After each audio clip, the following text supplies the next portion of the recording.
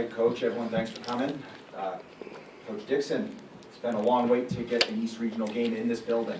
You know, great crowd. The crowd showed up today. General thoughts on the game? Yeah, you know, a lot of people have asked me, they can't believe that this is the first time in all these years we've hosted a regional, and, you know, we really haven't been able to. It's not been our fault. So, you know, the energy in that building was good for us. It's, I must admit, it's the last 3 years anyway. I mean, they sort of all run together, but the last two we had to get in that bus and go to Syracuse. In the third year we were in Philadelphia, so it's not like any of these venues have been closed. So, you know, it was good to have a home game in the regional. Now, you know, you can probably tell we're off for 2 weeks, but at this time of year, it doesn't really matter how you play. It's just if you win the game. Seemed like you were worried about a little bit of rust on the offensive end, but the defense kind of kept you in it in that first half. Well, I thought our defense was terrific, our initial defense, and really what happens to us, two things happen to us when we have a lot of time off. We get beat up on the backboards, which we did today, bad, and we usually turn it over too much. And, you know, I thought after in the first half, I think we had 7, so we got a hold of ourselves turnover-wise in the second half. But we never really got a hold of ourselves on the backboard, which is, quite honestly, the only reason that they stayed in the game was they just killed us on the glass. Did you know that they were going to be pretty aggressive defensively, Yeah. and that you might be able to kind of take advantage of some reach-ins and some fouls? Yeah, they fouled. You know, so we thought we had a big advantage at the foul line. It didn't play out like that in the first half. But in the second half, I think it became a little bit more true to form. So, you know, not only were we getting to the foul line, but some of their better players now played a little bit different because they were in foul trouble. So, yeah, to be quite honest, we were hoping that happened, and it did happen. So, and even the backboard, you know, they're very tough. You know, like I've watched a lot of their film now, and they don't run away from anything, and they don't go down easy. So they're physically and mentally a tough group of kids, and we knew we had our hands full. Cody, you hit a 3 with just over 4 minutes to go, just to make it push it to 13. You guys really kind of, it was between like 6 and 13 the whole second half once you made that run. You know, Coach has been talking about rust, it's been a few weeks, but like, how calm does that make you guys? You were off for a few weeks, and you didn't let them make it that one possession game where it tied it back up down the stretch. You kept them away and closed it late. Yeah, I mean, like you said, you know, we've been off for a while, so we were a little rusty in the first half and a little stagnant on offense. But when we move the ball well and we kind of play the way we're used to, we get open shots and open looks. So, you know, at any given point, we should get good looks down the stretch, and it's just a matter of whether they go in or not. And I think we just made more shots than they did down the stretch. So, Tim, you know you're going to get the D's best look every game at this point. I don't think the defenses are expecting Miles to put up 9 points and hit a couple big threes down the stretch. What did you say about his performance down late in the game, just coming off the bench and hitting some real big shots? I mean, it was awesome. I mean, we needed someone to make a play. They were going to try and make a run in that last 8 minutes, and I don't think Miles is afraid to make a play. He's a competitor. He wants to be in those moments and make those kind of shots. So yeah, I mean, I'll get more attention on defense, but I have confidence in Miles, just like I have Cody and everyone else that's on the court. And yeah, if Miles is open, I want him to shoot that shot. It's a shot he can make, and it's a shot he's been making all year. So it was awesome to see him step up when we really needed it.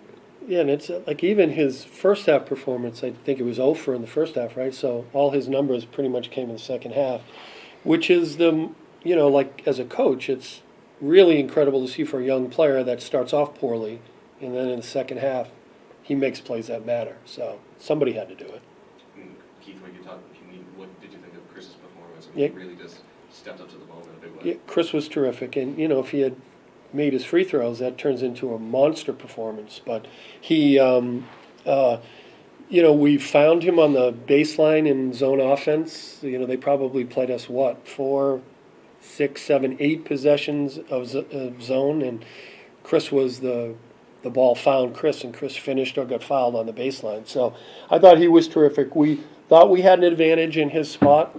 They were going to play him big, so they played him with either Caldwell or Muller, and then in the end they realized they probably needed to play him with number 4, Ankapilar, or whatever his name is, and to go smaller because he had such a dribble advantage on their big, slow 5s. Tim, you haven't, I don't think you guys have played Molloy, I think you said in a few years. You played New Haven and Damon both this season. You really don't have any time to practice or do anything except just kind of watch the game today. How much does that help in a one-day turnaround where, okay, we've at least played these guys, we know what they're all about, we can at least kind of in our heads figure this out? Yeah, it definitely helps that we played them earlier this year, that we're familiar with them, and we remember those games, and we've been following those teams throughout the year, so it definitely helps in a one-day turnaround where you'll only have a short film session and maybe a walkthrough to prepare, but knowing that we've played them before and kind of what their style is and their personnel definitely helps when we play them early in the year. Cody, from Londonderry, it must have been nice to have friends and family here in the crowd, not have to drive 5-6 hours to go see you play in a tournament game. Right.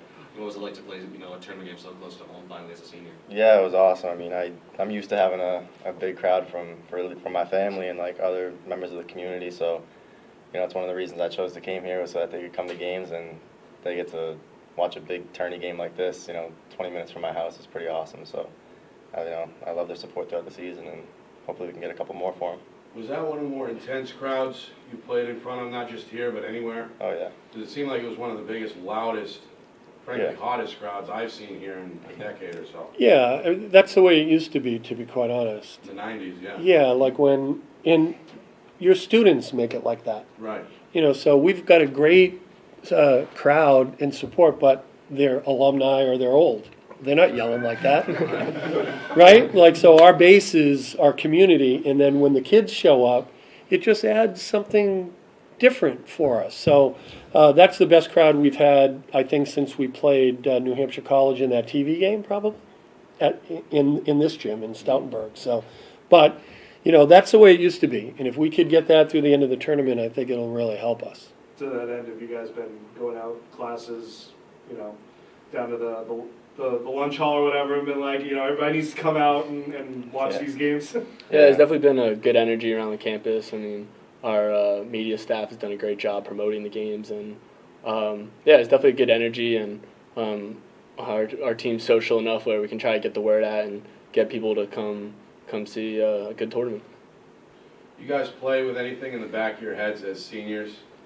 Any kind of nagging voice saying this might be it, etc.? Maybe If so, how do you counter that? maybe before the game, that stuff goes through my head. But once you're on the court, that stuff kind of goes away. You're just sort of in the moment, so you forget about it. You're just kind of focusing on what you're doing now and trying to get a win that night. But before the game, sometimes that stuff crosses my mind. Like, damn, this could be the last time I step on this court. So.